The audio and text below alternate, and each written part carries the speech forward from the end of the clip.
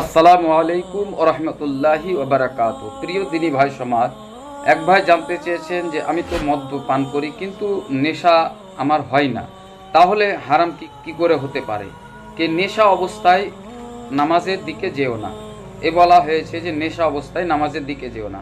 তা আমি তো মদ্য পান করি, তাহলে আমার তো নেশা হয় না, তাহলে আমি কি নামাজ পড়তে পারি কিংবা ইবাদত উপাসনা করতে পারি?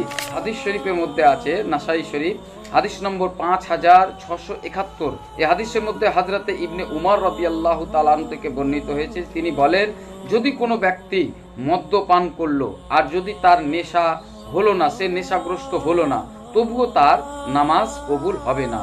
যতক্ষণ পর্যন্ত ওই মদ, ওই শরাব তার পেটের মধ্যে থাকবে, তার রগের শিরায় শিরায় থাকবে। আর সে যদি সেই অবস্থাতেই যদি মারা যায়, তাহলে সে কাফের অবস্থায় মরবে, কাফের হয়ে সে মরবে।